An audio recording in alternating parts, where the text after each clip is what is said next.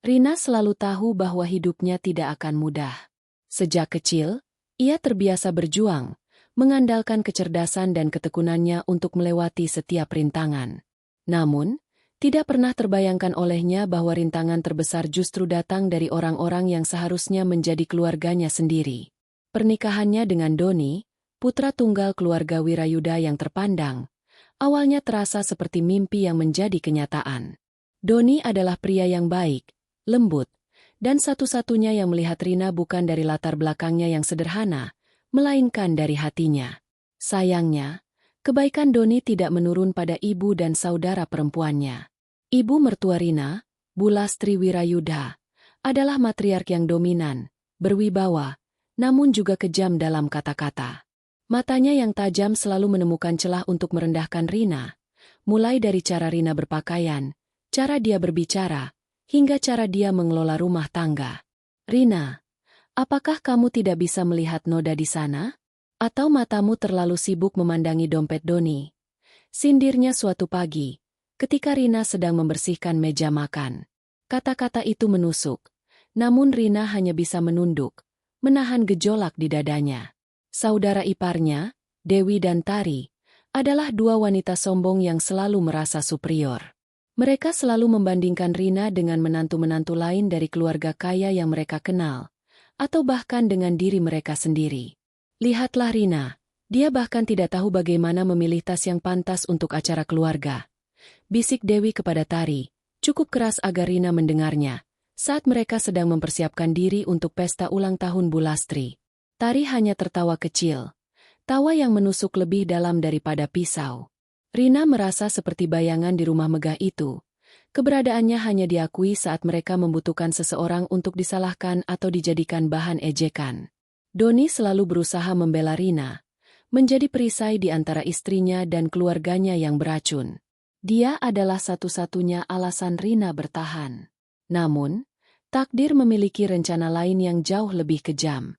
Suatu sore, kabar buruk itu datang. Doni mengalami kecelakaan mobil saat dalam perjalanan bisnis. Dia meninggal di tempat. Dunia Rina runtuh seketika. Pilar satu-satunya dalam hidupnya telah tiada, meninggalkannya sendirian di tengah keluarga yang membenci. Kepergian Doni, alih-alih melunakkan hati keluarga Wirayuda, justru memperparah penderitaan Rina. Mereka menuduhnya sebagai pembawa sial, penyebab kematian Doni. Sejak kamu masuk ke keluarga ini, nasib kami selalu sial. Doni tidak pernah celaka sebelum menikahimu. Teriak Bu Lastri di hari pemakaman, di depan kerabat dan pelayat. Rina hanya bisa menangis dalam diam. Air matanya bercampur dengan rasa sakit dan amarah yang mulai membara. Puncak dari serangkaian penghinaan itu terjadi 3 bulan setelah kematian Doni, pada acara tahlilan 100 hari. Keluarga Wirayuda mengadakan acara besar, mengundang seluruh kerabat dan kolega bisnis mereka. Rina, yang masih berduka, berusaha membantu di dapur, menyiapkan hidangan. Namun, Bu Lastri sengaja memanggilnya ke ruang tamu yang penuh tamu penting. Rina, panggil Bu Lastri dengan suara melengking, menarik perhatian semua orang. Kemarilah, Nak. Aku ingin semua orang melihat betapa beruntungnya Doni memiliki istri sepertimu. Ada nada sinis yang jelas dalam suaranya. Rina melangkah maju. Jantungnya berdebar kencang. Dia tahu ini bukan pujian. Lihatlah dia, lanjut Bu Lastri, menunjuk Rina dari ujung rambut hingga ujung kaki. Sejak Doni meninggal, dia hanya bisa meratapi nasib. Tidak ada yang bisa dia lakukan. Bahkan untuk mengurus dirinya sendiri saja dia tidak becus. Bagaimana mungkin Doni bisa memilih wanita seperti ini? Miskin, tidak berpendidikan, dan sekarang hanya menjadi beban. Dewi dan Tari menambahkan bumbu. Dia bahkan tidak bisa menghasilkan uang sepeser pun. Hanya menghabiskan warisan Doni saja. Bisikan-bisikan mulai terdengar di antara para tamu. Beberapa menatap Rina dengan kasihan, yang lain dengan jijik. Rina merasa pipinya memanas. Air mata sudah menggenang di pelupuk matanya. Dia ingin berteriak, membela diri, tetapi suaranya tercekat. Rasa malu yang luar biasa menyelimuti dirinya. Seolah-olah seluruh dunia sedang menertawakannya. Dia merasa telanjang, terhina, dan tak berdaya. Dan sekarang, Bu Lastri melanjutkan, suaranya semakin keras. Dia bahkan tidak pantas lagi tinggal di rumah ini. Dia bukan bagian dari keluarga Wirayuda lagi. Setelah acara ini selesai, dia harus pergi. Kami tidak membutuhkan parasit di sini. Kata-kata itu bagaikan palu godam yang menghantam Rina. Diusir. Di depan umum. Setelah semua yang dia alami.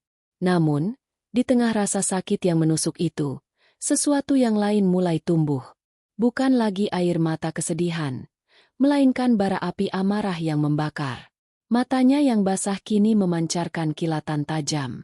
Dia mendongak, menatap satu persatu wajah-wajah yang merendahkannya. Ibu mertua yang tersenyum puas, Dewi dan Tari yang menyeringai sinis, dan para tamu yang berbisik-bisik. Pada saat itu, di tengah kehinaan yang mendalam, sebuah tekad baja terbentuk dalam diri Rina. Dia tidak akan membiarkan ini menjadi akhir. Ini adalah awal. Mereka ingin dia pergi? Baiklah. Dia akan pergi. Tapi dia akan kembali. Kembali sebagai seseorang yang tidak akan pernah bisa mereka injak lagi. Kembali sebagai seseorang yang akan membuat mereka menyesali setiap kata, setiap tatapan merendahkan, dan setiap perlakuan kejam yang mereka berikan padanya. Api penghinaan itu kini telah menyulut sumpah rahasia. Rina akan menjadi pengusaha kaya raya, dan balas dendamnya akan disajikan dingin, dalam bentuk kesuksesan yang tak terbantahkan. Kata-kata Bu Lastri yang menusuk, yang diucapkan di depan puluhan pasang mata, masih terngiang-ngiang di telinga Rina. Parasit. Tidak pantas. Harus pergi. Setiap suku kata bagai cambuk yang mengoyak harga dirinya. Setelah acara tahlilan yang terasa seperti eksekusi publik itu usai, Rina tidak menunggu perintah kedua.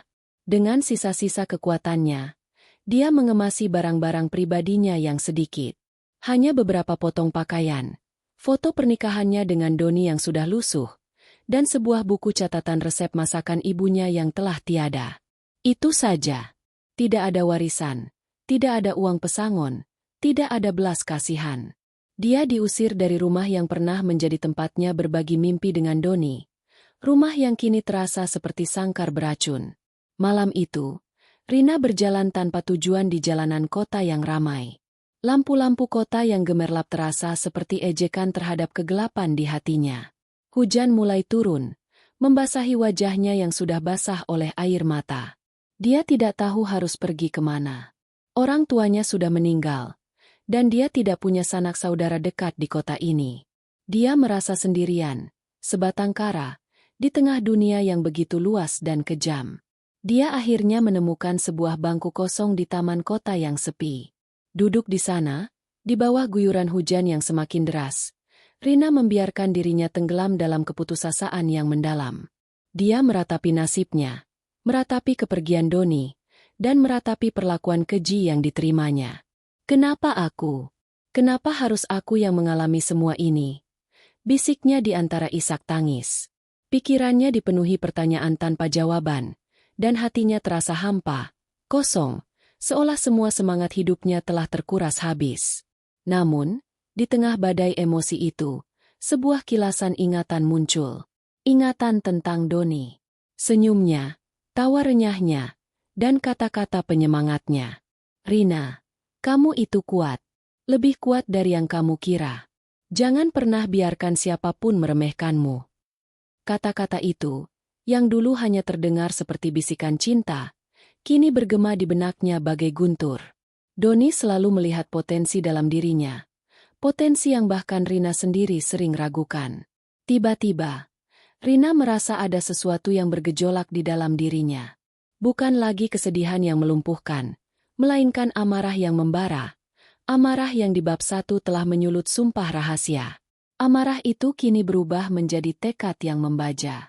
Dia tidak bisa terus-menerus meratap. Doni tidak akan menginginkan itu. Dia harus bangkit. Dia harus membuktikan bahwa mereka salah. Bahwa dia bukan parasit, bukan beban, dan bukan orang yang bisa diinjak-injak begitu saja. Rina menyeka air matanya dengan punggung tangan, meskipun hujan terus membasahi wajahnya. Dia mendongak, menatap langit malam yang gelap, seolah berbicara kepada Doni. Aku tidak akan menyerah. Doni, aku akan bangkit. Aku akan membuktikan kepada mereka semua bahwa aku pantas. Aku akan menjadi seseorang yang mereka sesali telah mereka buang. Sumpah itu terucap dalam hati, tulus dan penuh keyakinan. Balas dendamnya tidak akan berupa kekerasan fisik atau kata-kata kasar. Balas dendamnya akan lebih elegan, lebih mematikan. Balas dendamnya adalah kesuksesan. Dia akan menjadi kaya raya, bukan hanya untuk dirinya sendiri, tetapi untuk menunjukkan kepada keluarga Wirayuda bahwa mereka telah kehilangan berlian yang mereka kira hanya kerikil. Pagi menjelang. Rina menghabiskan sisa malam itu di bangku taman, merancang rencana. Dia tahu dia tidak punya modal, tidak punya koneksi, dan tidak punya pengalaman bisnis formal. Tapi dia punya sesuatu yang lebih berharga, tekad yang membara dan bakat tersembunyi. Sejak kecil, Rina selalu suka memasak. Ibunya adalah seorang juru masak rumahan yang handal, dan Rina mewarisi bakat itu. Dia sering membuat kue-kue dan masakan tradisional yang lezat, yang selalu dipuji oleh Doni dan beberapa teman dekatnya. Namun, di rumah Wirayudha, bakat itu dianggap remeh, hanya sebagai tugas istri. Ini dia, pikir Rina. Aku akan memulai dari sini. Dengan sisa uang yang hanya cukup untuk makan beberapa hari, Rina memutuskan untuk mencari pekerjaan serabutan terlebih dahulu. Dia bekerja sebagai pelayan di sebuah warung makan kecil, membersihkan rumah, bahkan membantu di pasar. Setiap rupiah yang dia dapatkan, dia sisihkan. Dia makan seadanya, tidur di kontrakan kecil yang sempit, namun semangatnya tidak pernah padam. Setiap kali dia merasa lelah atau putus asa, bayangan wajah Bulastri, Dewi, dan Tari yang menyeringai muncul di benaknya, membakar kembali api tekadnya. Dia mulai mempelajari lebih dalam tentang dunia kuliner. Dia membaca buku-buku resep, menonton video tutorial, dan bereksperimen dengan bahan-bahan murah. Dia menyempurnakan resep-resep kue tradisional ibunya, menambahkan sentuhan modern, dan mencoba menciptakan hidangan baru yang unik.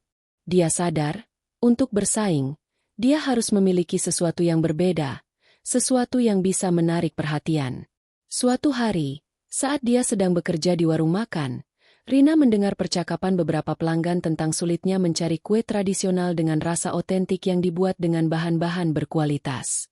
Sebuah ide muncul di benaknya. Dia akan membuat kue tradisional dengan sentuhan premium, menggunakan resep ibunya yang sudah teruji, dan menjualnya secara daring. Dengan uang hasil jerih payahnya, Rina membeli bahan-bahan paling dasar, tepung, gula, telur, dan beberapa bumbu. Dia menggunakan oven kecil di kontrakan sempitnya. Kue pertamanya tidak sempurna, tetapi dia terus mencoba. Malam demi malam, dia bereksperimen, menguji rasa, dan menyempurnakan tekstur. Aroma kue yang baru dipanggang memenuhi kontrakan kecilnya, menjadi satu-satunya sumber kenyamanan di tengah perjuangannya. Dia mulai menawarkan kue-kue buatannya kepada teman-teman kerjanya di warung makan. Reaksi mereka sangat positif. "Rina, ini enak sekali. Rasanya seperti buatan nenekku," kata salah seorang teman. Pujian itu bagai embun di padang gersang. Ini adalah kemenangan kecil pertamanya. Rina menyadari bahwa dia tidak bisa hanya mengandalkan penjualan dari mulut ke mulut. Dia harus lebih berani. Dia memutuskan untuk membuat akun media sosial sederhana untuk mempromosikan kue-kuenya. Dengan ponsel lamanya, dia mengambil foto kue-kue buatannya, meskipun pencahayaannya kurang sempurna. Dia memberi nama usahanya, Rasa Rindu, sebagai pengingat akan masakan ibunya dan juga kerinduannya akan kehidupan yang lebih baik. Langkah pertama telah diambil. Sebuah langkah kecil, namun penuh makna. Rina tahu jalan di depannya masih panjang dan berliku. Namun, api penghinaan yang membakar hatinya telah berubah menjadi bahan bakar yang tak terbatas. Dia tidak lagi merasa seperti korban. Dia adalah seorang pejuang, dengan sumpah rahasia yang akan membimbingnya menuju puncak kesuksesan, dan pada akhirnya, menuju balas dendam yang manis. Setelah malam yang dingin di bangku taman, Rina bangun dengan tubuh pegal dan mata sembab, namun dengan tekad yang membaja. Kota Jakarta yang hiruk-pikuk di pagi hari tampak berbeda di matanya. Bukan lagi tempat yang menakutkan, melainkan ladang peluang yang harus ia taklukkan. Dengan sisa uang yang tak seberapa, ia mencari penginapan murah, sebuah kamar kos kecil di gang sempit yang jauh dari kemewahan Wirayuda. Kamar itu hanya cukup untuk satu kasur tipis, sebuah meja kecil, dan lemari pakaian yang reot. Namun, bagi Rina, itu adalah awal dari kemerdekaan. Hari-hari pertamanya diwarnai perjuangan keras. Ia mengambil pekerjaan apa saja yang bisa ia temukan, mencuci piring di warung makan, membersihkan kantor, bahkan menjadi buruh harian di pasar. Tangannya kasar, punggungnya pegal, dan kakinya seringkali lecet. Setiap kali rasa lelah menyerang, ia akan memejamkan mata, membayangkan wajah Bulastri, Dewi, dan Tari yang menyeringai. Bayangan itu bagai cambuk yang memaksanya untuk terus bergerak. Ini belum seberapa, bisiknya pada diri sendiri. Ini hanya permulaan. Di sela-sela pekerjaannya, Rina tak pernah berhenti bereksperimen dengan resep-resep kue ibunya. Buku catatan resep lusuh itu adalah harta karunnya. Ibunya, seorang wanita sederhana dari desa, memiliki keahlian luar biasa dalam membuat kue-kue tradisional yang lezat, yang selalu menjadi primadona di setiap acara keluarga kecil mereka. Rina ingat bagaimana ibunya selalu berkata, "Rasa itu bukan hanya dari bumbu, nak, tapi dari hati." Rina mulai mencoba membuat kue-kue itu di dapur kosnya yang sempit, dengan peralatan seadanya. Oven listrik kecil yang ia beli bekas adalah investasinya yang paling berharga. Ia mencoba resep kue putu ayu, lapis legit, dan bolu kukus. Ia memodifikasi sedikit, menambahkan sentuhan modern pada presentasi atau mengurangi kadar manisnya agar lebih sesuai dengan selera pasar saat ini. Ia ingin menciptakan kue tradisional yang tidak hanya lezat, tetapi juga terlihat elegan dan premium. Suatu sore, saat ia sedang mengantar pesanan makanan di sebuah kafe kecil, Rina tak sengaja mendengar percakapan dua orang wanita muda. "Sulit sekali mencari kue tradisional yang enak dan higienis," keluh salah satunya. "Kebanyakan terlalu manis atau rasanya sudah tidak otentik." Mata Rina berbinar. Ini dia. Ini adalah celah pasarnya. Ia memiliki resep otentik dari ibunya, dan ia bisa menjamin kebersihan serta kualitas bahan. Ia memutuskan untuk fokus pada kue-kue tradisional premium. Ia akan menjualnya secara daring, memanfaatkan media sosial sebagai etalase. Dengan uang yang berhasil ia kumpulkan dari pekerjaan serabutan, Rina membeli bahan-bahan terbaik yang bisa ia dapatkan. Ia tidak mau berkompromi pada kualitas. Jika ingin menjual sesuatu yang premium, bahannya juga harus premium, tekadnya. Ia mulai memotret kue-kue buatannya dengan ponsel lamanya. Meskipun pencahayaan dan resolusinya terbatas, ia berusaha keras menata kue-kue itu agar terlihat menarik. Ia memberi nama usahanya Rasa Rindu Deluxe, sebuah nama yang melambangkan kerinduan akan masa lalu yang indah bersama ibunya dan juga kerinduan akan kebahagiaan yang akan datang. Rina mengunggah foto-foto kue pertamanya di akun Instagram dan Facebook yang baru ia buat. Ia menuliskan deskripsi singkat, menekankan keotentikan resep dan kualitas bahan. Jantungnya berdebar kencang menunggu respons. Hari-hari berlalu tanpa pesanan. Keraguan mulai merayapi benaknya. Apakah ini ide yang bodoh? Apakah aku hanya membuang-buang waktu dan uang? Namun, ia teringat lagi sumpah rahasianya. Ia tidak boleh menyerah. Ia mulai menawarkan sampel kue kepada teman-teman kerjanya, tetangga kos, dan bahkan pemilik warung tempat ia bekerja. Reaksi mereka sangat positif. "Ini enak sekali, Rina. Rasanya seperti buatan nenekku," kata seorang ibu-ibu tetangga. "Teksturnya lembut dan manisnya pas," puji pemilik warung. Pujian-pujian itu memberinya semangat baru. Beberapa dari mereka bahkan memesan kue untuk acara keluarga kecil mereka. Ini adalah pesanan pertamanya. Rina bekerja keras, memastikan setiap kue dibuat dengan sempurna. Ia mengemasnya dengan hati-hati, menambahkan sentuhan pita dan kartu ucapan sederhana. Meskipun keuntungannya masih sangat kecil, kepuasan pelanggan adalah motivasi terbesarnya. Suatu hari, seorang teman kerja Rina, Santi, yang sering memesan kue darinya, menyarankan. Rina, kenapa kamu tidak mencoba ikut bazar makanan kecil? Banyak orang yang mencari kue-kue unik seperti ini di sana. Ide itu terasa menakutkan. Rina tidak pernah berjualan secara langsung di depan umum. Tapi ia tahu, untuk berkembang, ia harus keluar dari zona nyamannya. Dengan uang yang tersisa, ia menyewa sebuah meja kecil di bazar makanan lokal. Ia menyiapkan beberapa jenis kue andalannya, mengemasnya dengan rapi, dan menata meja sekreatif mungkin. Hari bazar tiba. Rina berdiri di belakang mejanya. Jantungnya berdebar kencang. Awalnya, tidak banyak yang berhenti di mejanya. Ia melihat penjual lain yang lebih berpengalaman, dengan stan yang lebih besar dan menarik. Rasa minder mulai muncul. Namun, ia memaksakan senyum dan menyapa setiap orang yang lewat. Silakan dicoba, Bu. Kue tradisional dengan resep asli, dibuat dengan bahan pilihan. Tawarnya ramah. Seorang wanita parubaya berhenti, tertarik dengan aroma kue putu ayu yang baru ia buka. Boleh saya coba? Tanyanya. Rina memberinya sepotong kecil. Wanita itu mencicipinya. Matanya melebar. Wah, ini enak sekali. Rasanya persis seperti buatan ibu saya dulu. Saya ambil satu kotak. Ya. Satu pelanggan itu membuka pintu bagi pelanggan lainnya. Orang-orang mulai berdatangan, tertarik dengan aroma dan testimoni dari pelanggan pertama.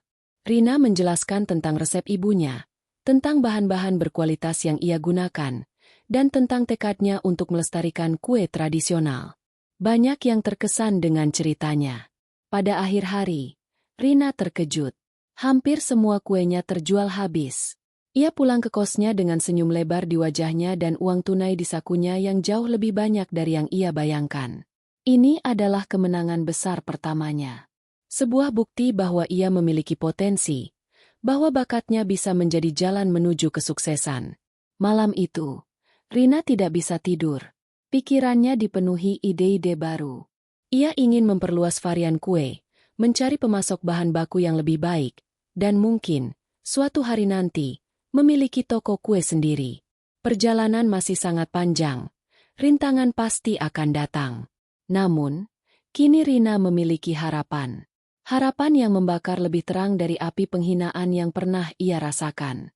Ia tahu, dengan tekad dan kerja keras, sumpah rahasianya akan menjadi kenyataan. Kemenangan di bazar makanan lokal adalah percikan api yang membakar semangat Rina. Ia merasa seolah telah menemukan jalannya. Namun, ia tahu, perjalanan menuju puncak masih sangat panjang dan penuh liku. Dunia bisnis, terutama bagi pemula dengan modal cekak sepertinya, adalah lautan yang penuh badai. Rina memutuskan untuk fokus sepenuhnya pada rasa rindu Delix. Ia berhenti dari pekerjaan serabutannya. Sebuah keputusan berani yang membuat Santi, teman kerjanya, cemas. Kamu yakin, Rina? Bagaimana kalau nanti tidak ada pesanan? Tanya Santi suatu hari. Rina hanya tersenyum. Aku harus berani mengambil risiko, San. Kalau tidak, aku tidak akan pernah tahu seberapa jauh aku bisa pergi. Awalnya, pesanan daring memang tidak sebanyak yang ia harapkan. Algoritma media sosial terasa seperti labirin yang sulit ditembus. Foto-foto kuenya, meskipun sudah ia usahakan sebaik mungkin dengan ponsel lamanya, seringkali tenggelam di antara postingan-postingan profesional dari toko kue lain yang lebih besar. Rina menghabiskan malam-malamnya mempelajari cara kerja media sosial, menonton tutorial tentang fotografi produk, dan mencoba berbagai strategi promosi gratis. Ia belajar tentang hashtag yang efektif, waktu posting terbaik, dan cara berinteraksi dengan calon pelanggan. Badai pertama datang dalam bentuk penipuan. Suatu hari, Rina menerima pesanan besar dari seorang pelanggan yang mengaku dari luar kota. Pelanggan itu meminta Rina untuk mengirimkan sejumlah besar kue ke alamat tertentu dan menjanjikan pembayaran tunai saat barang sampai. Karena tergiur dengan keuntungan besar, Rina menghabiskan hampir seluruh modalnya untuk membeli bahan dan membuat pesanan tersebut. Namun, setelah kue dikirim, nomor telepon pelanggan itu tidak bisa dihubungi lagi. Kurir kembali dengan kue-kue yang sudah tidak segar dan hati Rina hancur berkeping-keping. Modal habis, kue terbuang, dan rasa putus asa kembali merayapi. Bodohnya aku. Terlalu mudah percaya. Rina menangis terseduh di kamarnya. Ia merasa ingin menyerah. Bayangan wajah Bu Lastri kembali menghantuinya, seolah menertawakan kegagalannya. Namun, di tengah keputusasaan itu, sumpah rahasianya kembali berbisik. Jangan menyerah. Ini hanya rintangan. Bangkitlah. Rina belajar dari kesalahannya. Ia mulai menerapkan sistem pembayaran di muka untuk pesanan besar, dan lebih berhati-hati dalam memverifikasi identitas pelanggan. Ia juga menyadari pentingnya memiliki cadangan dana darurat. Untuk menutupi kerugian, ia terpaksa kembali mengambil pekerjaan serabutan selama beberapa minggu, bekerja lebih keras dari sebelumnya. Tidak hanya penipuan, Rina juga menghadapi kegagalan produk. Suatu kali, ia mencoba bereksperimen dengan resep baru, kue lapis Surabaya. Namun, karena kurang pengalaman dengan resep yang lebih kompleks, kue yang dihasilkan bantat dan rasanya tidak sesuai standar. Beberapa pelanggan yang sudah memesan komplain, dan Rina harus mengganti pesanan mereka, bahkan mengembalikan uang. Reputasinya sedikit tercoreng. Aku harus lebih teliti, gumamnya. Ia menyadari bahwa inovasi harus dibarengi dengan riset dan uji coba yang matang. Ia kembali ke resep-resep andalannya yang sudah terbukti, dan hanya akan mencoba resep baru setelah ia benar-benar menguasainya. Meskipun badai datang silih berganti, ada kemenangan-kemenangan kecil yang menjadi pelita di tengah kegelapan. Suatu hari, seorang food blogger lokal yang cukup terkenal secara tak sengaja menemukan akun Instagram Rasa Rindu Deluxe. Terkesan dengan foto-foto dan deskripsi yang tulus, ia memesan beberapa jenis kue. Beberapa hari kemudian, blogger itu mengunggah ulasan positif tentang Rasa Rindu Deluxe di akunnya yang memiliki ribuan pengikut. Kue tradisional yang otentik, dibuat dengan hati, dan rasanya luar biasa. Sangat merekomendasikan Rasa Rindu Deluxe untuk kalian yang kangen masakan nenek. Tulisnya. Ulasan itu bagaikan sihir. Seketika, notifikasi pesanan di ponsel Rina membludak. Ia kewalahan. Ini adalah pertama kalinya ia menerima begitu banyak pesanan dalam satu waktu. Ia harus bekerja lembur, bahkan meminta bantuan Santi untuk membantunya mengemas kue. Kemenangan ini membuktikan kekuatan word of mouth dan media sosial. Selain itu, Rina juga mulai membangun hubungan baik dengan pemasok bahan baku. Awalnya, ia membeli bahan di pasar tradisional. Namun, seiring waktu, ia menemukan seorang pemasok tepung dan gula yang menawarkan harga lebih baik untuk pembelian dalam jumlah besar, dan yang terpenting, kualitasnya terjamin. Pemasok itu, seorang ibu-ibu parubaya bernama Bu Ida, melihat ketekunan Rina dan sering memberinya nasihat tentang cara memilih bahan terbaik atau tips mengelola stok. Bu Ida menjadi semacam mentor tidak langsung bagi Rina, memberinya dukungan moral yang sangat ia butuhkan. Nak, kalau mau sukses itu harus sabar. Seperti membuat kue, ada kalanya adonan tidak mengembang. Tapi itu bukan berarti harus berhenti. Coba lagi, cari tahu apa yang salah, kata Bu Ida suatu hari, saat Rina sedang mengeluh tentang kegagalannya. Kata-kata sederhana itu menenangkan hati Rina. Rina juga mulai lebih efisien dalam mengelola keuangannya. Setiap rupiah yang masuk dan keluar ia catat dengan teliti di buku kecil. Ia belajar membedakan antara kebutuhan dan keinginan, dan selalu memprioritaskan investasi untuk bisnisnya. Ia mulai menyisihkan sebagian kecil keuntungan untuk membeli peralatan yang lebih baik, seperti mixer yang lebih besar atau kamera bekas yang lebih bagus untuk memotret produk. Meskipun ia masih tinggal di kamar kos sempit dan makan seadanya, Rina merasa ada perubahan besar dalam dirinya. Ia tidak lagi merasa tak berdaya. Setiap rintangan yang berhasil ia lewati, setiap kegagalan yang ia ubah menjadi pelajaran, dan setiap kemenangan kecil yang ia raih, semuanya membangun kepercayaan dirinya. Ia semakin yakin bahwa ia berada di jalur yang benar. Api penghinaan yang dulu membakar amarahnya kini telah berubah menjadi energi positif yang mendorongnya maju. Ia tidak hanya berjuang untuk balas dendam, tetapi juga untuk membuktikan kepada dirinya sendiri bahwa ia mampu. Setelah badai penipuan dan kegagalan produk, serta kemenangan kecil dari ulasan food blogger dan pesanan yang membludak, Rina memasuki fase baru dalam perjalanannya. Rasa rindu Deluxe mulai menunjukkan tanda-tanda pertumbuhan yang signifikan. Pesanan daring terus meningkat, dan Rina semakin dikenal di kalangan pecinta kue tradisional premium.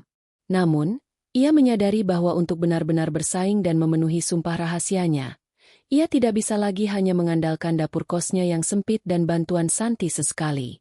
Langkah pertama Rina adalah mencari tempat produksi yang lebih layak. Dengan keuntungan yang ia kumpulkan, ditambah beberapa tabungan hasil pekerjaan serabutan sebelumnya, ia menyewa sebuah ruko kecil di pinggir kota. Ruko itu sederhana, namun memiliki dapur yang lebih luas, area penyimpanan, dan bahkan sedikit ruang untuk menerima pelanggan yang ingin mengambil pesanan langsung. Ini adalah lompatan besar, sebuah investasi yang berisiko, namun Rina tahu ini adalah langkah yang harus diambil. Di ruko baru ini, Rina berinvestasi pada peralatan yang lebih memadai, oven berkapasitas lebih besar, mixer industri, dan lemari pendingin. Ia juga merekrut 2 karyawan pertama, seorang asisten dapur paruh waktu yang cekatan dan seorang kurir pengiriman. Santi, yang melihat kegigihan Rina, akhirnya memutuskan untuk bergabung sepenuhnya, mengurus bagian pemasaran dan media sosial yang semakin kompleks. Tim kecil ini bekerja dengan semangat tinggi, dipimpin oleh Rina yang tak kenal lelah. Kita harus menjaga kualitas, teman-teman. Rina selalu mengingatkan. Setiap kue yang keluar dari dapur ini adalah cerminan dari rasa rindu Deluxe. Dengan kapasitas produksi yang lebih besar, Rina mulai berpikir untuk memperluas jangkauan pasarnya. Ia tidak lagi hanya mengandalkan pesanan daring. Ia mulai menjajaki kerjasama dengan kafe-kafe dan restoran-restoran kecil yang ingin menyajikan kue tradisional berkualitas tinggi. Ia menyiapkan sampel, membuat presentasi sederhana, dan mendatangi satu persatu pemilik kafe. Banyak yang terkesan dengan rasa dan kualitas kue Rina, serta cerita di balik rasa rindu Deluxe. Beberapa kafe setuju untuk mencoba menjual kuenya. Salah satu kafe yang setuju adalah Kopi Senja, sebuah kedai kopi indie yang sedang naik daun di kalangan anak muda. Pemiliknya, seorang pria muda bernama Arya, sangat tertarik dengan konsep kue tradisional Rina. Kue Anda punya cerita, Rina. Itu yang paling penting, kata Arya saat pertama kali mencicipi kue lapis legit buatan Rina. Kerjasama dengan Kopi Senja terbukti sangat sukses.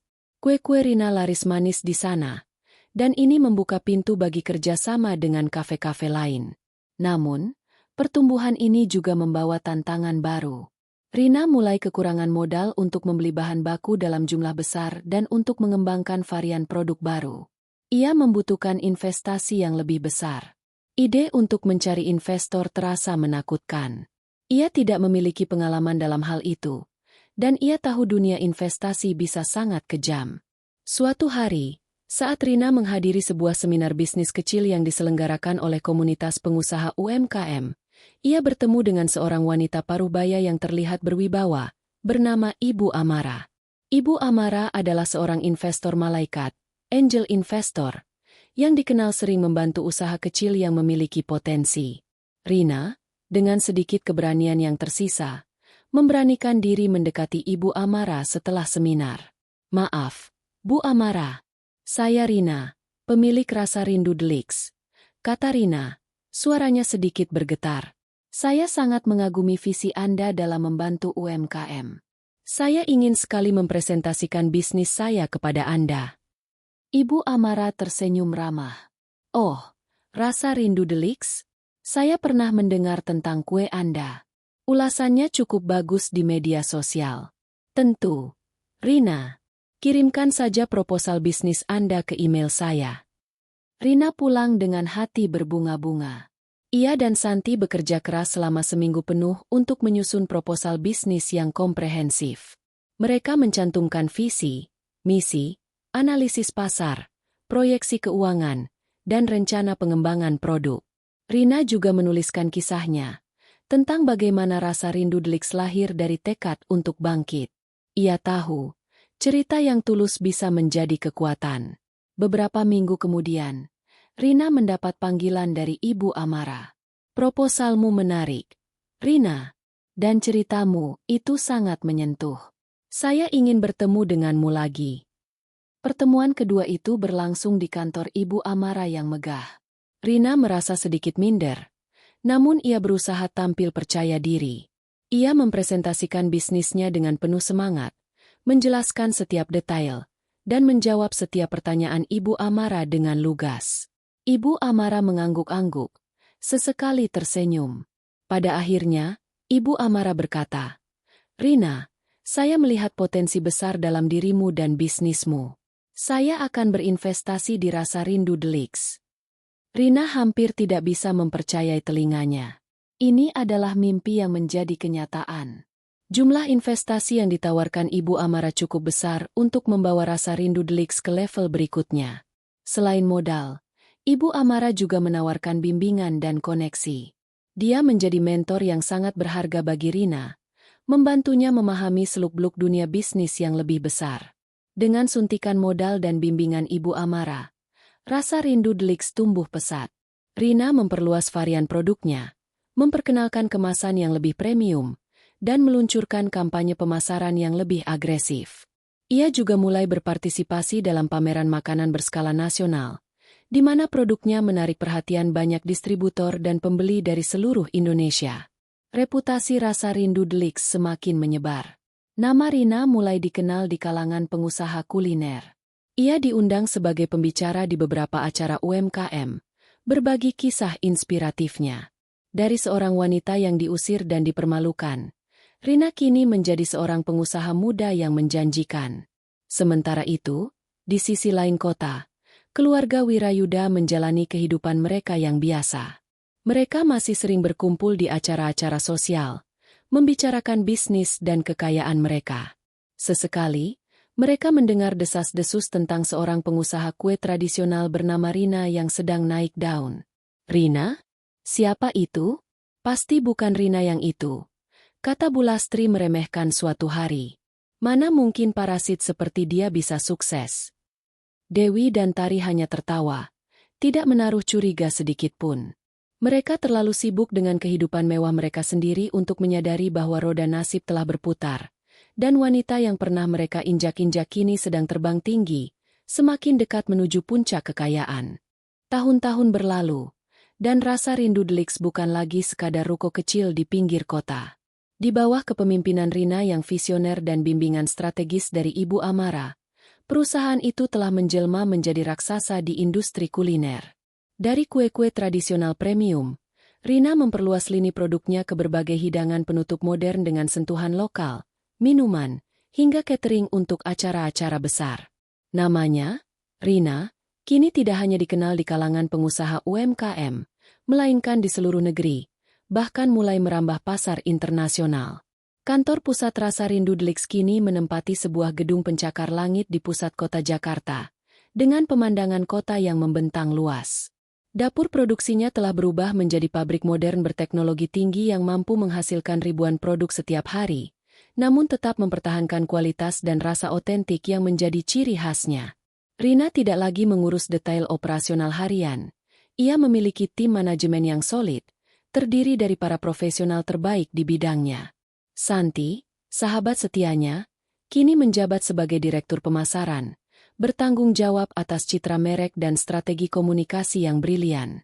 Rina sendiri telah bertransformasi sepenuhnya. Penampilannya elegan dan berkelas, mencerminkan posisinya sebagai seorang CEO yang sukses. Ia sering tampil di majalah bisnis, diundang sebagai pembicara utama di berbagai konferensi, dan menjadi inspirasi bagi banyak wanita muda yang ingin merintis usaha. Kekayaannya melimpah ruah. Ia memiliki properti mewah di beberapa lokasi strategis, koleksi mobil-mobil mewah, dan aksesori desainer yang dulu hanya bisa ia impikan. Gaya hidupnya jauh berbeda dari Rina yang dulu diusir dari rumah Wirayuda tanpa sepeser pun. Namun, di balik semua kemewahan dan kesuksesan itu, Rina tidak pernah melupakan dari mana ia berasal. Ia tetap rendah hati, pekerja keras, dan selalu memperlakukan karyawannya dengan adil. Ia mendirikan yayasan sosial yang fokus pada pemberdayaan perempuan dan UMKM, membantu mereka yang berada di posisi yang sama seperti dirinya dulu. Balas dendamnya bukan lagi tentang menghancurkan, melainkan tentang membangun dan membuktikan. Sementara itu, Kehidupan keluarga Wirayuda berjalan seperti biasa, atau setidaknya begitulah yang mereka kira. Bu Lastri, Dewi, dan Tari masih menikmati gaya hidup mewah mereka, sering menghadiri acara sosial dan membicarakan kekayaan serta status mereka. Bisnis keluarga Wirayuda, yang bergerak di bidang properti, memang masih berjalan, namun pertumbuhannya stagnan. Mereka terlalu nyaman di zona aman, tidak berani berinovasi atau mengambil risiko. Sesekali, nama Rina muncul dalam percakapan mereka. Kau tahu, ada pengusaha kue bernama Rina yang sangat sukses sekarang, kata seorang kolega bisnis kepada Bu Lastri di sebuah pesta. Perusahaannya, Rasa Rindu Deluxe, sedang naik daun. Bu Lastri hanya tertawa meremehkan. Rina? Ah, mana mungkin. Mungkin itu Rina yang lain. Rina yang kami kenal itu. Yah, dia tidak punya apa-apa. Parasit. Dewi dan Tari mengangguk setuju. Bibir mereka membentuk senyum sinis. Mereka terlalu angkuh untuk percaya bahwa wanita yang pernah mereka rendahkan bisa mencapai kesuksesan sebesar itu. Mereka menganggapnya hanya desas-desus atau kebetulan nama yang sama. Namun, desas-desus itu semakin sering terdengar. Bahkan di acara-acara sosial yang mereka datangi, beberapa orang mulai membicarakan tentang Rina, sang CEO Rasa Rindu Deluxe, yang kini menjadi salah satu wanita paling berpengaruh di industri kuliner. Beberapa kali, mereka bahkan melihat foto Rina di majalah atau berita daring, tetapi mereka selalu menepisnya. Wajahnya memang mirip, tapi itu pasti hanya kebetulan, kata Dewi. Mana mungkin dia bisa secantik dan seberkelas itu sekarang? Timpal Tari. Mereka terlalu sibuk dengan masalah mereka sendiri. Bisnis properti keluarga Wirayuda mulai menghadapi persaingan ketat. Proyek-proyek baru sulit didapatkan, dan beberapa investasi mereka mulai merugi. Mereka membutuhkan suntikan dana atau ide segar, tetapi keangkuhan mereka membuat mereka enggan mencari bantuan atau mengakui kelemahan. Suatu hari, Bu Lastri mendengar kabar bahwa sebuah lahan strategis yang sangat mereka inginkan untuk proyek properti terbaru mereka telah dibeli oleh sebuah perusahaan kuliner besar. Perusahaan kuliner? Siapa yang mau membeli lahan sebesar itu untuk pabrik kue? Gerutunya. Mereka sudah berbulan-bulan mencoba mendapatkan lahan itu, tetapi selalu kalah dalam penawaran. Namanya Rasa Rindu Deluxe, Bu, kata salah satu karyawan mereka. Perusahaan itu sangat besar sekarang. Meskipun ada sedikit rasa penasaran, Bu Lastri tetap tidak mengaitkannya dengan Rina yang ia kenal. Bagaimana mungkin, parasit, itu bisa memiliki perusahaan sebesar itu? Pikiran itu terlalu absurd baginya. Di sisi lain, Rina tahu persis apa yang sedang terjadi. Ia memiliki mata-mata di dunia bisnis, dan ia selalu mengikuti perkembangan keluarga Wirayuda. Ia tahu tentang kesulitan bisnis mereka, tentang lahan yang mereka inginkan.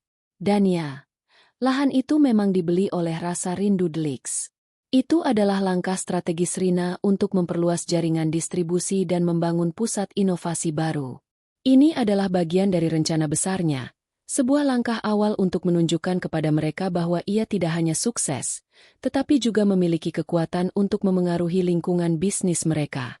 Rina duduk di kursi eksekutifnya, memandangi kota dari ketinggian. Senyum tipis terukir di bibirnya. Ia telah mencapai puncak kekayaan.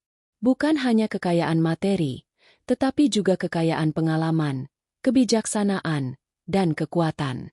Ia telah membuktikan kepada dirinya sendiri bahwa ia mampu.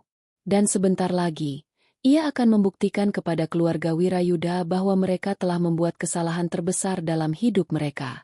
Panggung telah siap. Tirai akan segera dibuka. Rina telah mencapai puncak kekayaan, namun sumpah rahasianya belum sepenuhnya terpenuhi.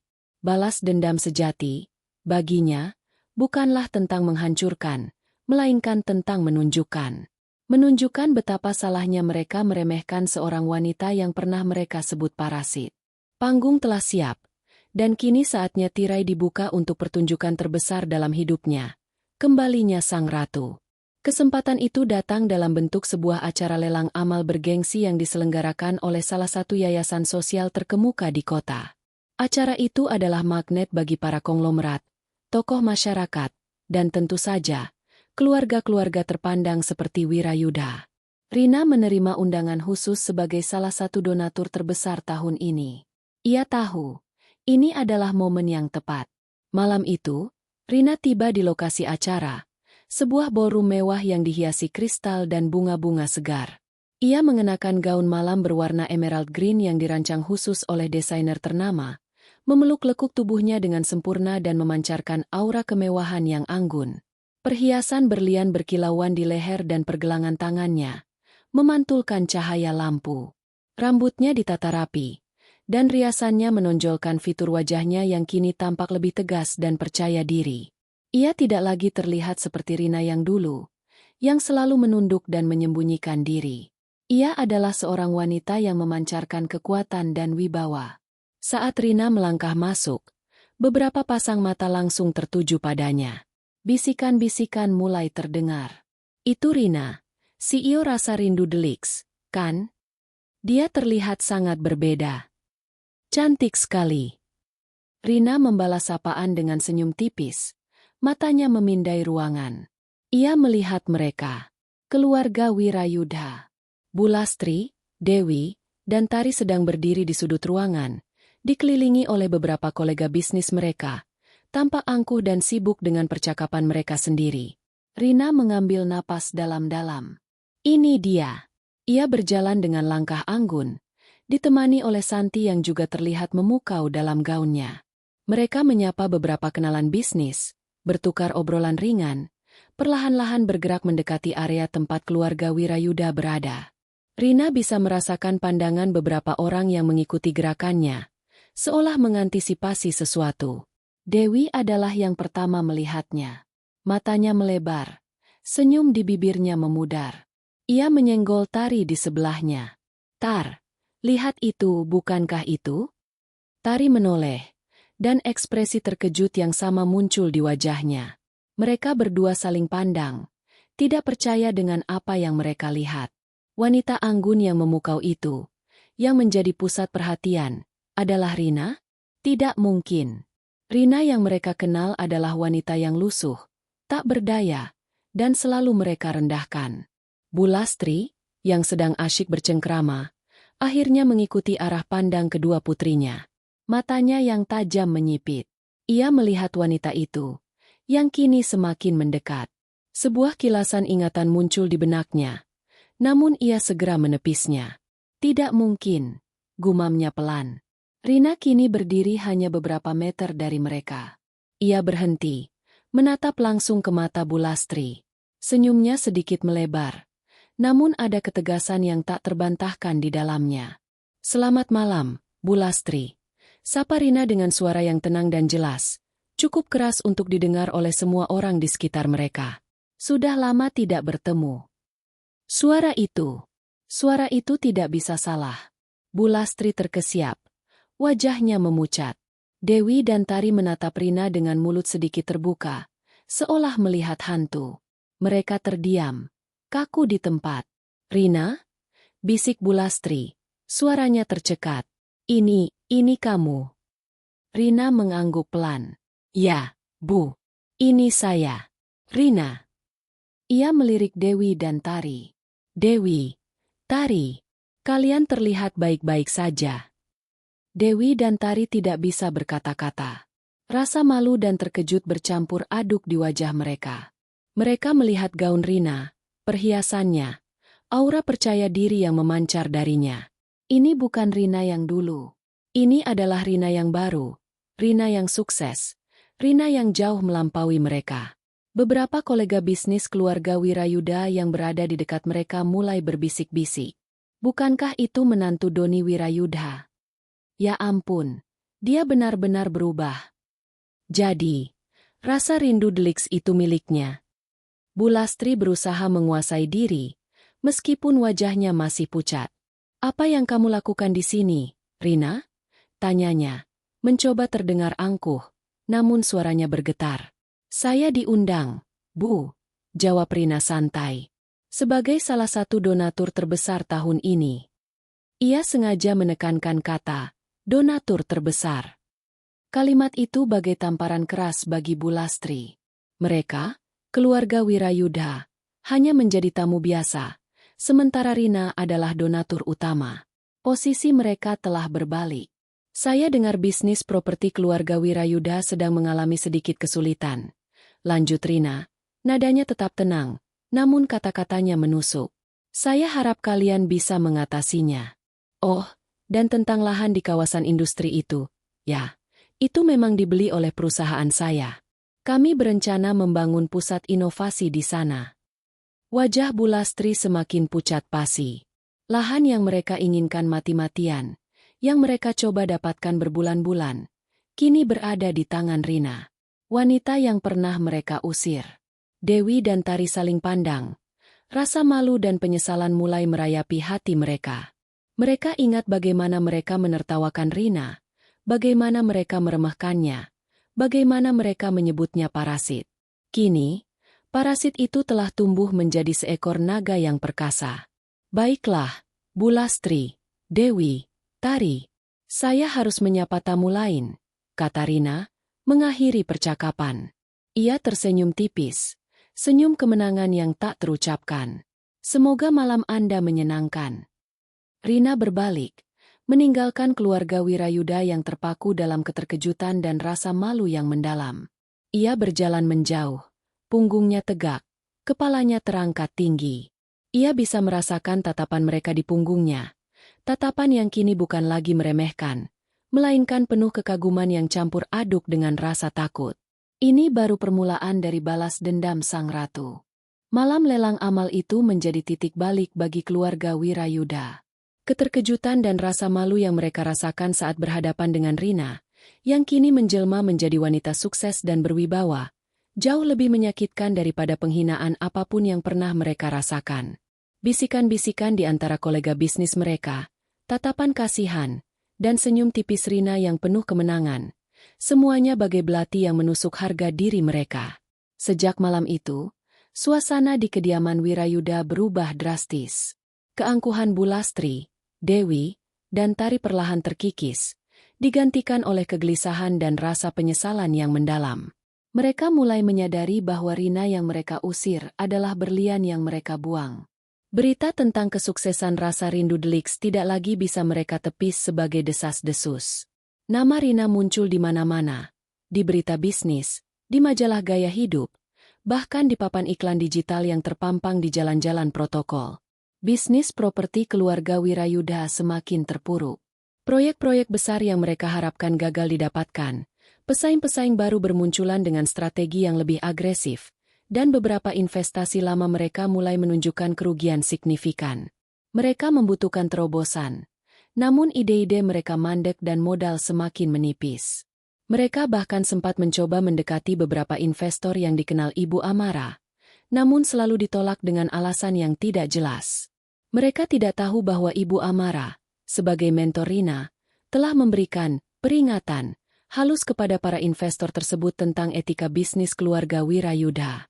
Suatu sore, Bu Lastri, Dewi, dan Tari duduk di ruang keluarga yang terasa hampa. Kemewahan di sekitar mereka terasa ironis, karena kekayaan mereka kini terancam. Kita harus melakukan sesuatu, kata Bu Lastri. Wajahnya keriput karena cemas. Bisnis kita semakin sulit. Tapi apa, Bu? Tanya Dewi. Suaranya lesu.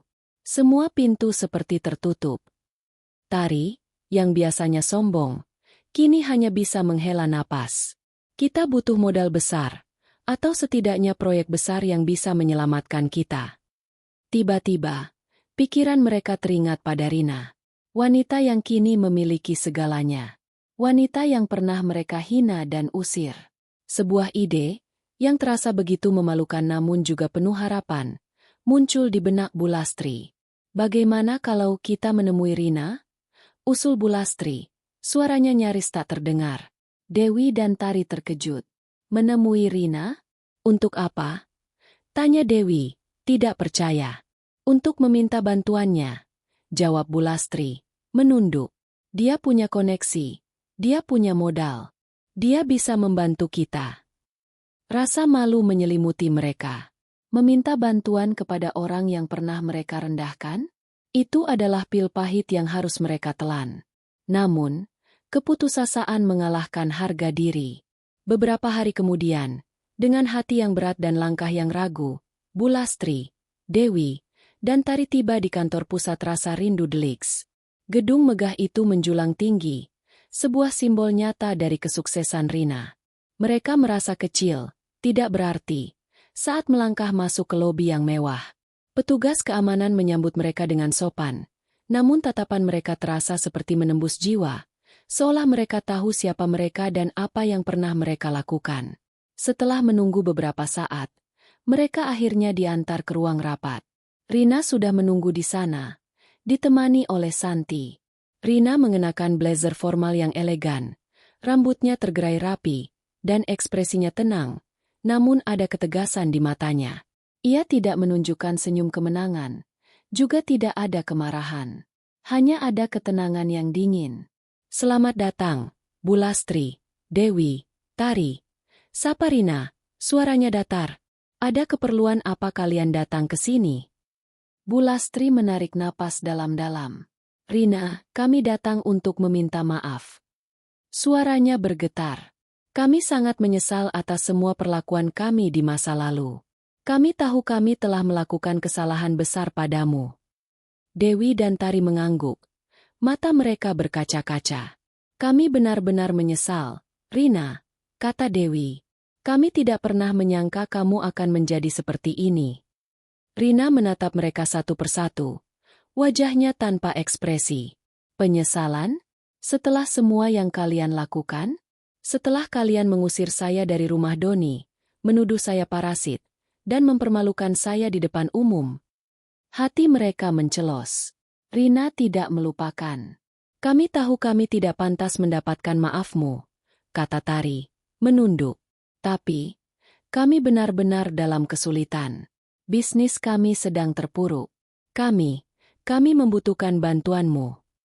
Rina bersandar di kursinya, melipat tangan di dada. "Bantuan? Kalian datang meminta bantuan dari parasit ini?" Nada suaranya sedikit meninggi, namun ia tetap tenang. "Apa yang membuat kalian berpikir saya akan membantu kalian, setelah semua yang kalian lakukan?"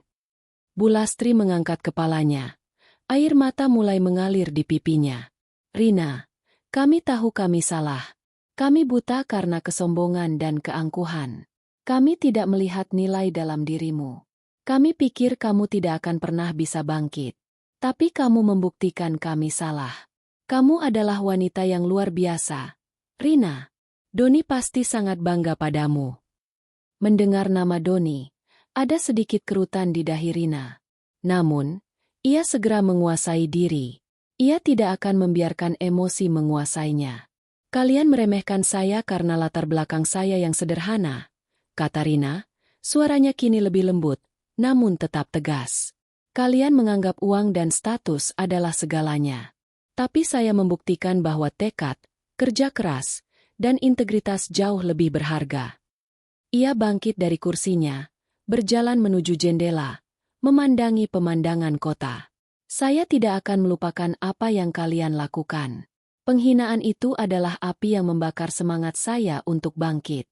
Tanpa kalian, mungkin saya tidak akan pernah mencapai titik ini." Rina berbalik, menatap mereka lagi. "Saya tidak akan menghancurkan kalian. Balas dendam saya bukan tentang itu. Balas dendam saya adalah kesuksesan saya sendiri. Melihat kalian di sini, mengakui kesalahan kalian, dan membutuhkan bantuan saya itu sudah cukup." Bu Lastri, Dewi, dan Tari menatap Rina dengan campuran rasa malu, penyesalan, dan kekaguman. Mereka akhirnya mengerti. Balas dendam Rina jauh lebih besar dan lebih elegan daripada yang bisa mereka bayangkan. Itu adalah sebuah pelajaran yang tak akan pernah mereka lupakan. Setelah pertemuan di kantor Rina, keluarga Wirayuda pulang dengan perasaan campur aduk. Rasa malu yang tak terhingga bercampur dengan penyesalan yang mendalam.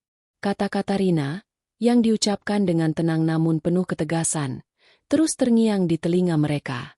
"Balas dendam saya adalah kesuksesan saya sendiri. Melihat kalian di sini, mengakui kesalahan kalian, dan membutuhkan bantuan saya itu sudah cukup." Kalimat itu bagai cermin yang menunjukkan betapa piciknya mereka di masa lalu. Keesokan harinya, berita tentang pertemuan itu, meskipun tidak secara eksplisit, mulai menyebar di kalangan bisnis. Beberapa kolega yang melihat mereka di lobi Rasa Rindu Deluxe mulai berbisik-bisik. Keluarga Wirayuda terlihat datang ke kantor Rina. Ada apa gerangan? Spekulasi bermunculan, dan sebagian besar mengarah pada satu kesimpulan. Keluarga Wirayuda sedang dalam kesulitan, dan mereka mencari bantuan dari Rina, wanita yang pernah mereka hina. Akibat dari perbuatan mereka di masa lalu mulai terasa lebih berat. Reputasi keluarga Wirayuda di dunia bisnis semakin merosot. Proyek-proyek yang sebelumnya hampir pasti mereka dapatkan kini beralih ke tangan pesaing. Bank-bank mulai lebih ketat dalam memberikan pinjaman, dan beberapa mitra bisnis lama mulai menjauh. Keangkuhan mereka, yang dulu menjadi tameng, kini menjadi beban. Mereka kehilangan status sosial yang sangat mereka banggakan, karena kini mereka dikenal sebagai keluarga yang merendahkan orang lain dan akhirnya harus menelan ludah sendiri. Bisnis properti mereka, yang sudah stagnan, kini benar-benar terancam bangkrut. Bu Lastri, Dewi, dan Tari menghabiskan hari-hari mereka dalam kecemasan. Mereka mencoba berbagai cara untuk menyelamatkan perusahaan, tetapi semua upaya terasa sia-sia. Mereka tidak memiliki ide segar, tidak ada koneksi yang bisa diandalkan lagi, dan yang terpenting, mereka tidak memiliki integritas yang kuat di mata para pelaku bisnis. Sementara itu, Rina, di tengah kesuksesannya, merenungkan perjalanannya. Ia melihat keluarga Wirayuda dari kejauhan, menyaksikan bagaimana mereka berjuang dan perlahan-lahan kehilangan segalanya. Ada kepuasan, tentu saja, rasa keadilan yang terpenuhi. Namun, kepuasan itu tidak lagi disertai dengan amarah yang membara seperti dulu. Api penghinaan itu kini telah padam, digantikan oleh kedamaian dan rasa syukur. Ia menyadari bahwa balas dendam sejati bukanlah kehancuran orang lain. Balas dendam sejati adalah kebahagiaan dan kedamaian yang ia temukan dalam kesuksesannya sendiri. Ia tidak lagi terikat oleh kebencian. Beban di hatinya telah terangkat. Ia telah membuktikan kepada dirinya sendiri bahwa ia mampu, dan itu jauh lebih berharga daripada melihat orang lain jatuh. Rina mulai mengalihkan fokusnya dari balas dendam pribadi ke tujuan yang lebih besar. Ia ingin menggunakan kekayaannya dan pengaruhnya untuk kebaikan. Ia memperluas program yayasan sosialnya, yang kini diberi nama Harapan Baru, untuk membantu lebih banyak perempuan muda dan UMKM yang menghadapi kesulitan serupa dengannya di masa lalu. Ia memberikan pelatihan bisnis gratis, modal awal, dan bimbingan mentor kepada mereka yang memiliki potensi namun terhalang oleh keterbatasan. Setiap orang berhak mendapatkan kesempatan kedua, kata Rina dalam sebuah wawancara majalah. Saya ingin menjadi jembatan bagi mereka yang pernah merasa tidak punya harapan. Ia juga mulai berinvestasi pada proyek-proyek sosial yang berkelanjutan, seperti pembangunan sekolah di daerah terpencil dan penyediaan air bersih. Ia percaya bahwa kekayaan sejati adalah ketika seseorang bisa memberikan dampak positif bagi kehidupan banyak orang. Suatu hari, Santi datang ke ruangan Rina. Rina, aku dengar bisnis keluarga Wirayuda benar-benar di ujung tanduk. Mereka mungkin akan bangkrut. Rina menghela napas. Ya, aku juga mendengarnya. Apa yang akan kamu lakukan? Tanya Santi hati-hati. Apakah kamu akan membiarkan mereka? Rina menatap keluar jendela, memandangi hiruk-pikuk kota. Aku tidak akan campur tangan untuk menghancurkan mereka, San. Itu bukan caraku. Tapi aku juga tidak akan mengulurkan tangan untuk menyelamatkan mereka secara langsung. Mengapa? Karena ini adalah pelajaran bagi mereka, San, jawab Rina. Mereka harus belajar dari kesalahan mereka sendiri. Mereka harus merasakan konsekuensi dari kesombongan dan perlakuan buruk mereka. Jika aku menyelamatkan mereka sekarang, mereka tidak akan pernah benar-benar berubah. Namun, Rina juga bukan wanita yang sepenuhnya kejam. Ia tahu bahwa Doni, suaminya, pasti tidak akan menginginkan keluarganya hancur total. Ia memutuskan untuk mengambil jalan tengah. Secara anonim, melalui salah satu anak perusahaannya yang berbeda bidang, Rina membeli sebagian kecil saham di perusahaan Wirayuda yang hampir bangkrut. Tujuannya bukan untuk mengambil alih atau mengendalikan, melainkan untuk memastikan bahwa perusahaan itu tidak benar-benar lenyap, setidaknya untuk menjaga warisan Doni agar tidak sepenuhnya hilang.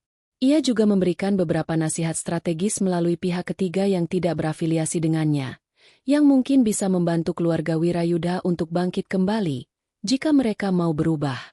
Rina tidak ingin mereka hancur total, tetapi ia ingin mereka merasakan pahitnya konsekuensi dan belajar dari kesalahan mereka.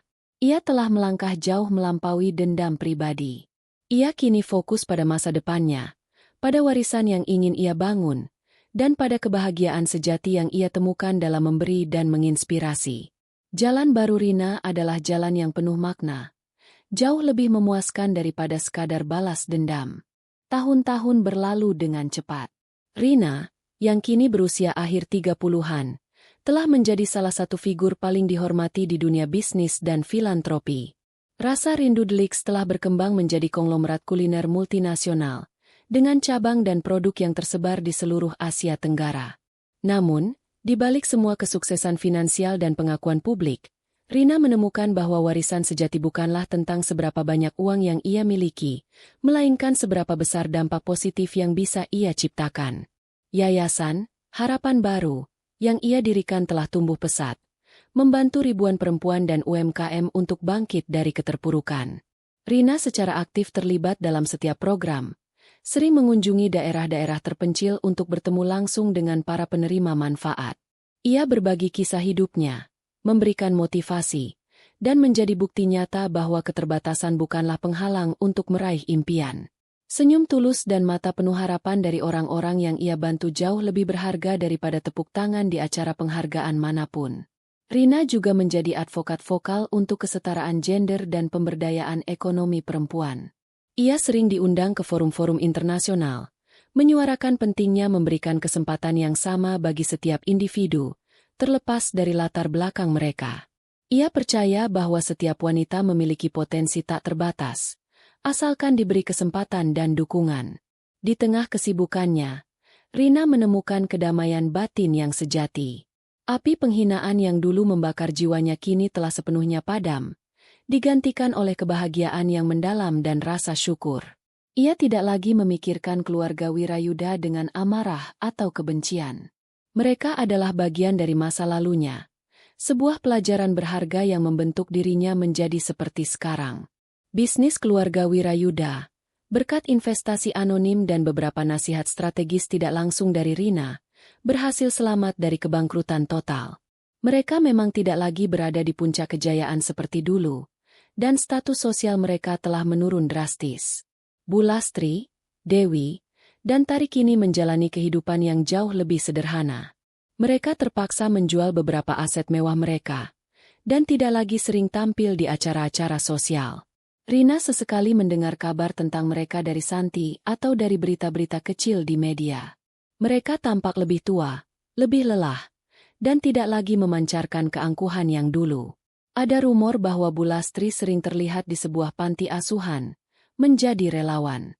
Dewi dan Tari dikabarkan membuka usaha kecil-kecilan di bidang kerajinan tangan, jauh dari gemerlap properti. Suatu hari, Rina secara tidak sengaja berpapasan dengan Bu Lastri di sebuah supermarket. Bu Lastri terlihat menua, rambutnya memutih, dan pandangannya tidak lagi setajam dulu. Ia sedang memilih sayuran dengan hati-hati, seolah menghitung setiap sen. Rina melihatnya, dan Bu Lastri juga melihat Rina. Untuk sesaat, waktu terasa berhenti. Mata mereka bertemu. Tidak ada kata yang terucap. Tidak ada senyum. Tidak ada cemoohan. Tidak ada amarah. Hanya ada pengakuan. Pengakuan atas masa lalu yang menyakitkan, dan pengakuan atas perubahan yang telah terjadi. Bu Lastri menunduk. Wajahnya menunjukkan jejak penyesalan yang mendalam. Rina hanya mengangguk kecil, sebuah isyarat yang tidak bisa diartikan sebagai maaf, tetapi juga bukan kebencian. Itu adalah isyarat bahwa ia telah melangkah maju. Rina melanjutkan langkahnya, membeli barang-barang yang ia butuhkan. Ia tidak lagi merasakan getaran amarah atau sakit hati. Pertemuan singkat itu menegaskan bahwa ia telah benar-benar memaafkan mereka, bukan dengan kata-kata, tetapi dengan melepaskan beban itu dari hatinya, ia telah menemukan kedamaian. Warisan Rina tidak hanya berupa kerajaan bisnis yang sukses, tetapi juga inspirasi bagi banyak orang. Ia telah membuktikan bahwa balas dendam terbaik adalah kesuksesan yang dibangun di atas integritas, kerja keras, dan hati yang tulus. Ia telah mengubah rasa sakit menjadi kekuatan, dan kehinaan menjadi martabat. Di akhir cerita, Rina mungkin tidak menikah lagi, atau mungkin ia menemukan pasangan baru yang menghargainya seutuhnya. Namun, yang jelas, ia hidup bahagia dan penuh makna. Ia sering mengunjungi makam Doni, menceritakan semua pencapaiannya, dan berterima kasih atas cinta dan kepercayaan yang Doni berikan padanya. Ia telah memenuhi janjinya kepada Doni, dan yang terpenting, ia telah memenuhi janjinya kepada dirinya sendiri. Hidup Rina adalah bukti bahwa dari abu kehinaan, bisa bangkit seorang ratu yang tidak hanya kaya raya, tetapi juga kaya hati, yang meninggalkan warisan kebaikan yang jauh lebih berharga daripada sekadar tumpukan harta. Ia telah menemukan kebahagiaan sejati, bukan dalam menghancurkan orang lain, tetapi dalam membangun dirinya sendiri dan menginspirasi dunia.